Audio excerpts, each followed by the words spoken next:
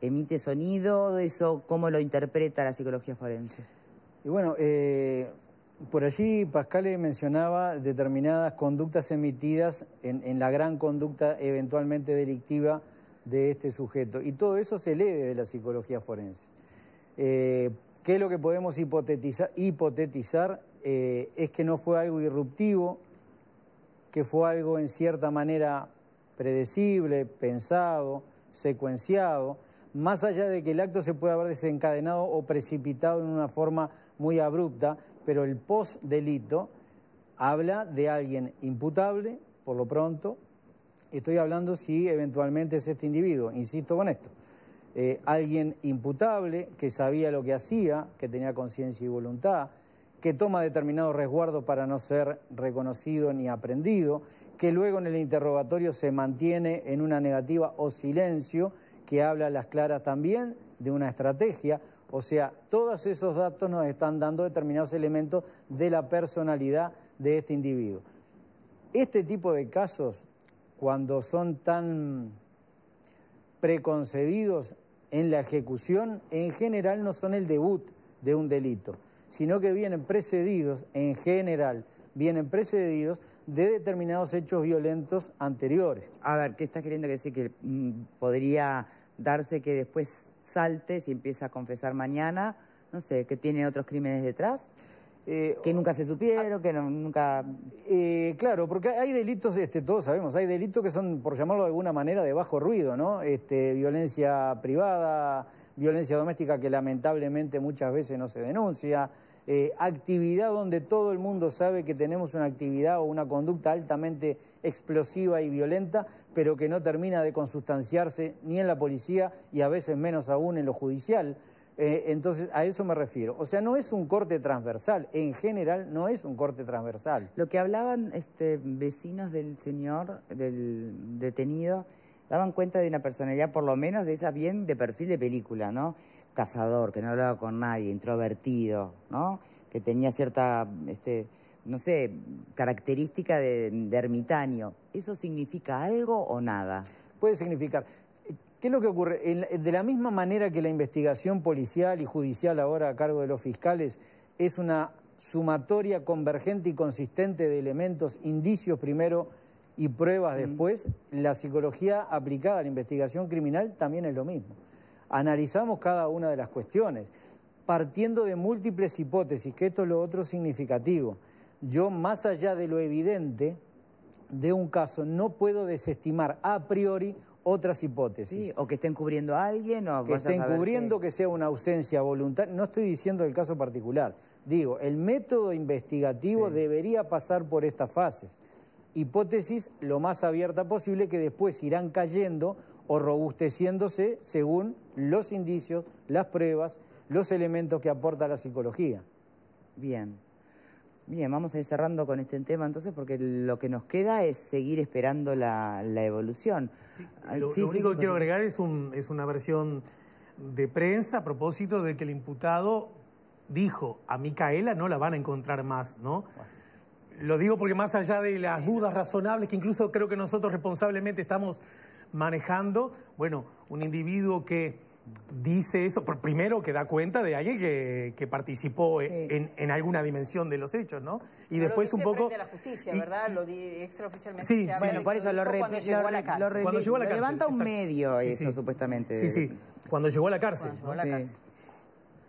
Eso, que digo que da cuenta, por lo menos yo tiendo a juntarlo con las expresiones que Gustavo decía en el arranque acerca de cierta personalidad, además, y cierta idea de que yo dispongo del otro, y en este caso del colectivo, de un colectivo que además se ha vuelto de la dimensión de toda la República, ¿no? Recordemos que la comunidad está afectada, la comunidad está buscando, hay cientos de policías de distintos cuerpos buscándolo, están los programas de televisión hablando del asunto, ¿verdad? Exacto. No, a mí me gustaría, solo para cerrar, preguntarle aquí al experto, ¿cuántos de los femicidios responden a este tipo de psicopatía?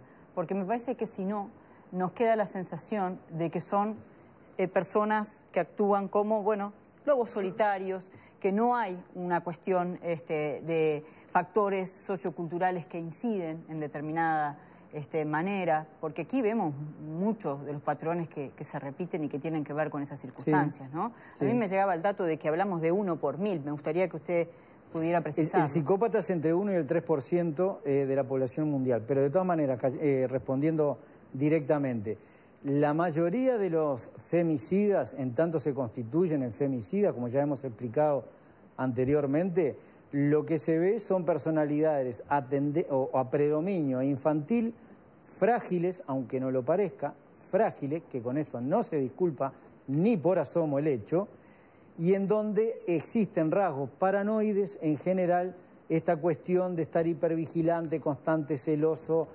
posesionándose del otro. No son todos psicópatas, sin lugar a duda que no, sin lugar a duda que no. Si esa era la pregunta, sí, la respuesta tajante es que no. Estuvo presente el pasado viernes esa discusión, hoy vuelve sobre la mesa y a veces esa sensación que nos puede quedar de que entonces no hay nada para hacer, entonces, bueno, es una persona que responde a determinadas alteraciones. Discúlpeme, sin lugar a duda. En el femicidio hay cuestiones que hacen al perfil del individuo, al perfil de la víctima, a lo social, a lo cultural, sí, que sin también lugar a duda. incide. Gracias. Yo creo que Verónica se alusiona a alguna cosa que se comentó la semana pasada. Sí, que estuvimos discutiendo. Estuvimos discutiendo eso. Cuando estábamos enfrente. Sí, lo recuerdo perfectamente. Y el argumento que yo utilizaba, lo voy a repetir porque es muy simple de entender. Si esto respondiera a un patrón, digamos, que tiene que ver con cierto aspecto cultural o con cierta, digamos, patología, entre comillas, no en un sentido psicológico, pero conducta vinculada a valores del machismo, etcétera. Si eso fuera así y no hubiera ninguna otra explicación, el índice de femicidios y el índice de violencia doméstica tendría que ser parejo en todo el mundo. Porque en definitiva no habría ninguna explicación para justificar que a los sometidos a la misma cultura, llamémosle así, sometidos a la misma educación, ¿por qué no sería igual en todo el mundo el porcentaje de femicidios? Y eso no ocurre, claramente no ocurre. Los indicadores criminales más aceptados muestran que no es así. Estaba leyendo, yo cité el caso de España, en relación a la población es muchísimo más bajo. Entonces, seguramente hay otros factores, y yo creo que el psicólogo apunta a uno de ellos que tiene que ver con la maduración de la personalidad. Él decía que quienes incurren en este tipo de conductas muchas veces son personalidades que no lograron madurar un desarrollo hasta llegar al ser humano adulto, por decir de alguna manera. Quizás quedaron en su evolución en una etapa media infantil, media juvenil, una edad en la cual las personas quieren todo para sí, no asumen responsabilidades, no aceptan disciplina, en fin, el comportamiento típico de los niños, ¿no? Que son caprichosos, que quieren todo, que quieren ya. Evidentemente afecta a los hombres, no hay mujeres a lo que voy justamente, bueno, no, porque claramente el tema, pero el tema, pero para eso estamos debatiendo nosotros, yo estoy dando mi punto de vista y me gustaría desarrollarlo un poco más, porque lo estuve desarrollando, porque yo justamente el punto es, si esto fuera así, todo el mundo tendría que tener el mismo índice de porque todo el mundo no tiene las mismas condiciones, no comparte los mismos códigos, no comparte la misma cultura.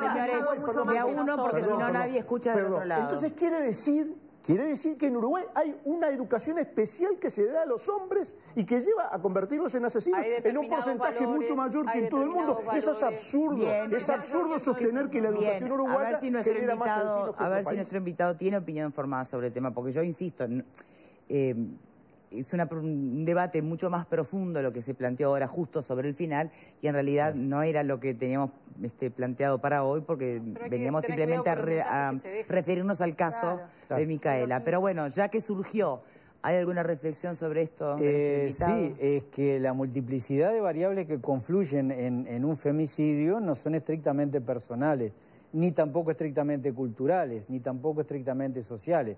Hay una conjugación y un interjuego entre ellos que va a impactar de forma diferencial en cada uno de nosotros. ¿Está bien? Todos estamos dentro de una misma cultura, no todos cometemos lo mismo. Todos estamos dentro de una misma cultura y vemos violencia, no todos hacemos lo que pasó en Brasil, de entrar a un colegio y matar chicos, o en Nueva Zelanda. Son factores de riesgo que por sumatoria y con el fiel de la balanza de la personalidad, pueden ser más o menos lesivos, más o menos de riesgo para cometer determinada conducta. Ese es el arte en donde la psicología forense tiene que incidir. Porque justamente, si fuese de esta manera general, sería bastante fácil y lineal poder decir, bueno, de determinados estímulos nocivos, esto va a dar esto. Ese es el arte justamente de la psicología forense, ¿no? Arte que no se debe despegar de lo científico, ¿no? Bien, de todas maneras vamos a ver cómo evoluciona este caso concreto, porque por lo que son hasta el momento los datos y la información que se está manejando, podría ser, ni que hablar que un femicidio, pero un caso de estudio mucho más profundo para lo que es, por ejemplo, la psicología forense o la psiquiatría también, ¿no? Vamos a ver cómo evoluciona. Muchísimas gracias, Gustavo Álvarez, por habernos acompañado. ¿Querías agregar algo más? Una simple, una cuestión media referida, autorreferida. La Asociación Latinoamericana de Psicología Jurídica y Forense acaba de editar el segundo libro que dice Psicología Jurídica, Derechos Humanos y Derecho Penal, que es una contribución, del cual yo soy coautor, una contribución justamente a este tipo de temas y que se empiezan a abordar desde el punto de vista científico, ¿no? Bien, muchísimas gracias y gracias por el aviso. A ustedes. Vamos a cambiar de tema.